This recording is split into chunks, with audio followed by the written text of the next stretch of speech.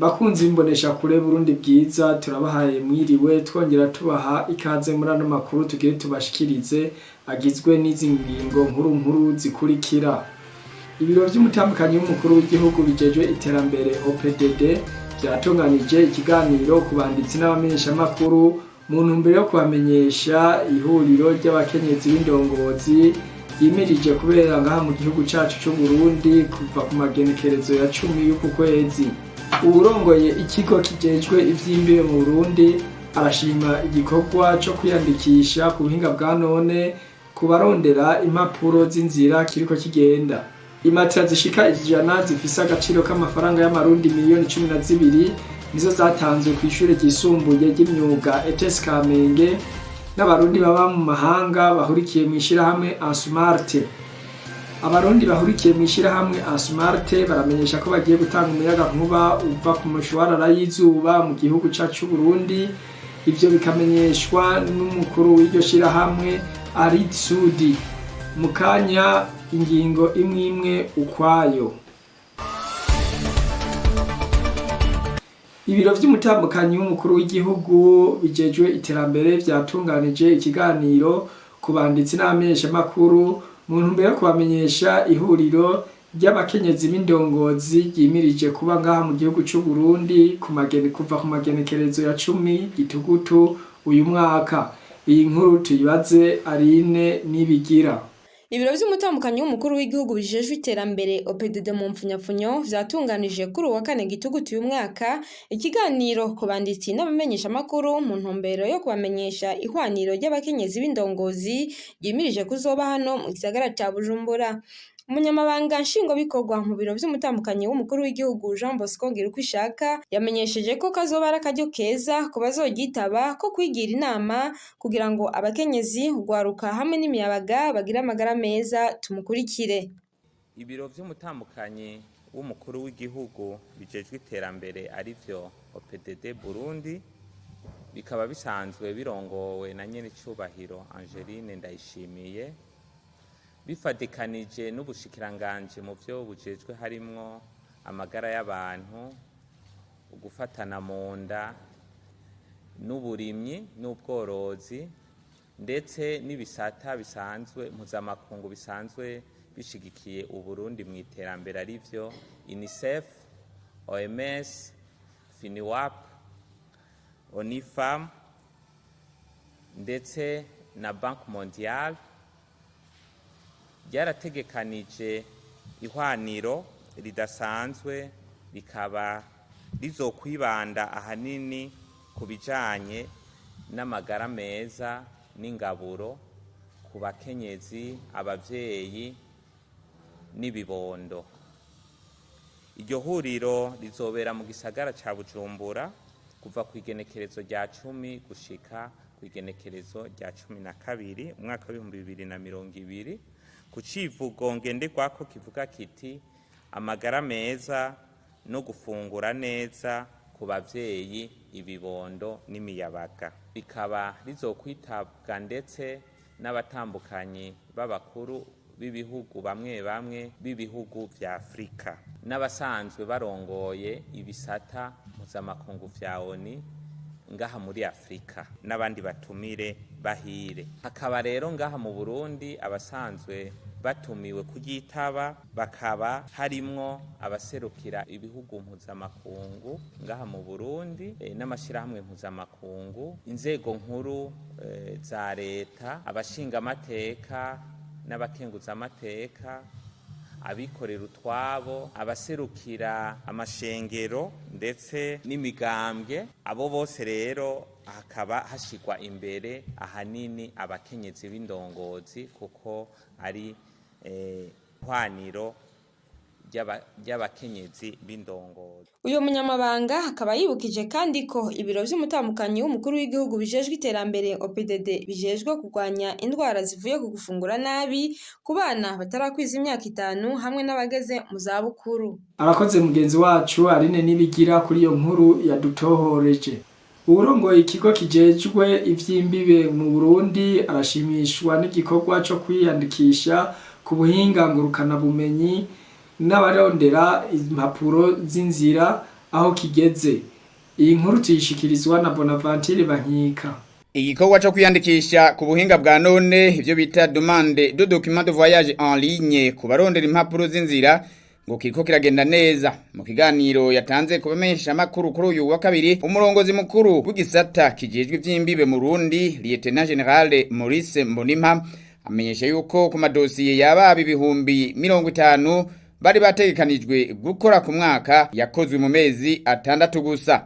Akamenyesha yuko iyo umuntu ashatse kwiyandikisha kuri urwo rubuga ahejeje kugugurura ruca rumwereka ivyo ategerezwa kuzuza ndetse agasharonka isango kuri urwo rubuga nyene gitarika azoza gutorerako urupapuro rwiwe rw'inzira. Ku bantu ngo batazi kwandika ngo barashobora kurondera ababibafashamwo nko mu masibere n'ahandi kandi bikagenda neza. Muri kino gihe twabonye yuko abarundi barondera impapuro z'inzira bazirondera ari benshi ku buryo budasanzwe, aho mu myaka yahera twabona batera bagabanuka, ariko muri iki gihe mwarabonye yuko uko iminsi igenda ariko baguma bagwira. Aho rero uko baba benshi niko natwe byatugora kugira ngo tubakorere ibyo bifuza. Ari naco gituma rero twagumye twiyumvira uburyo bwiza bwotuma abo bene igihugu canke abo bose barondera ibyo basaba ngaha twobibatunganiriza bitworoheye. Nico gituma rero twaciye turondera ubwo buhinga bwa none kugira ngo abo basaba abasaba impapuro z'inzira, ama passport n'ibindi, kugira ngo babikore kuri ubwo buhinga bwa none. Twarabahaye rero umurongo babikorerako, kandi kuva aho tubitangure turabona ko bikora neza kuri ubwo buhinga bwa none. Nk'uko tuza kwibereka zijya formulaire zose ziriko bijya bintu byose dusaba kugira ngo umuntu aronke izo mpapuro biriko. Hanyuma rero umuntu amaze kutuziye dosiyo yiwe, twebwe ngatusha tubona mu mashini uko muza kubibona, no kuvuga tusha tumuha rendezvous. Kandi murabona yuko abantu bahora baza bagatona ngaha bakirwa ngaha imisi yose akagaruka aje kubaza, ugasanga no gushikirwa ntibashikiriye. No kuvuga ubu umuntu azoza ngaha ari uko yaronse iyo rendezvous, tukamubwira umunsi n'isaha ateza gushikira ngaha. Nta bantu benshi bashobora gushikira ngaha rimwe uko nza kubibona ngaha. Kandi rero umuntu muraza kwibona umuntu iyo rendezvous bamuhaye ateza kuyubahiriza. No kuvuga bamuhaye yuko ashika 2:30 twaragize marije y'iminota 30 gusa. No muri yo 30 iyo minota iheze atarashika, imashini yonyene ikimukuramo ikamushira inyuma y'abandi bose kugira ngo ntave yononera abandi bariko baraza inyuma yiwe. Mumye yuko ico gisata gushika ubu gishobora gusohora impapuro z'inzira ziri hagati y'ibihumbi 5 n'ibihumbi 10 ku kwezi. Radio television RTBB nivigiza ry'Uburundi bwiza. Imatera zishika 100 zifise agaciro k'amafaranga y'amarundi miliyoni 12 nizo zatanzwe ku ishure ryisumbuye ry'imyuga ETS Kamenge n'abarundi baba mu mahanga bahurikiye mu ishirahamwe Asmarte. Inkuru iramvuye tuyishikirijwe n'ubu na Bonaventure Bankika.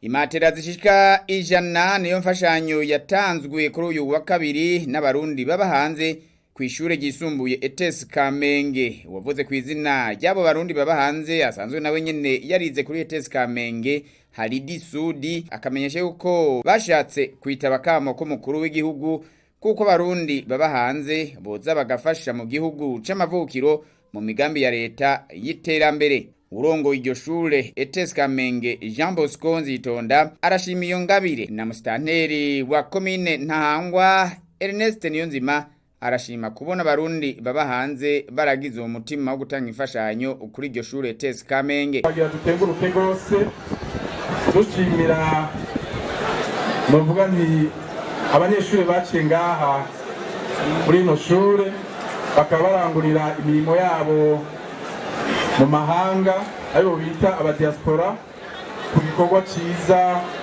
bahejeje gukora mu kuronsa ino shure ryiza rya ETS ryaramuriye Uburundi bene igihugu cyose muri rusangi kuko abo iryo shure ryaramuriye ndibaza ko mwabumvise. Rero twagira tubakengurukire ubugira kandi imbere yuko byo bwanjye ndabakengurukira mumfashe tubakomera amashi menshi cyane rwose mu kubakira ari mu gisagara cya Bujumbura mbere no muri komine yacu nziza n'ahangwa muri rusangi aharonkejwe imatera 100.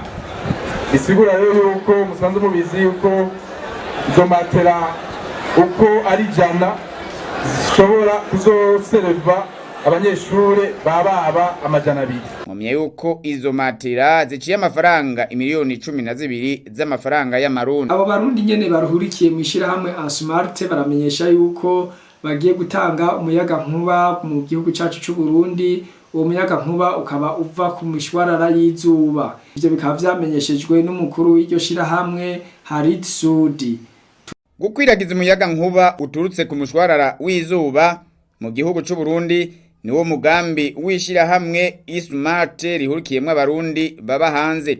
Urongo iryo shirahamwe Harit Sudi mu kiganiro n'amenyesha makuru kuri uyu wa kabiri akaba amenyesha yuko muri uwo mugambi bimirije gukorera mu Burundi mu ntango bazoshobora gutanga umuyaga nkuba uturutse ku mushwarara w'izuba ungana na megawatt 500. Ivyo bikorwa bikazoba biciye imiliyoni 670 by'amadolari y'abanyamerika. Ngo barafise kandi n'umugambi wo kuzokorera mu bijanye no gutwara abantu n'ibintu babanje kuvugana n'ababijejwe. Twamenyesha yuko muri ico gikorwa cyo kukwiragiza umuyaga nkuba uturutse ku mushwarara w'izuba iryo shirahamwe rifise umugambi wo kuzorangurira ico gikorwa no mu bindi bihugu bibanyi.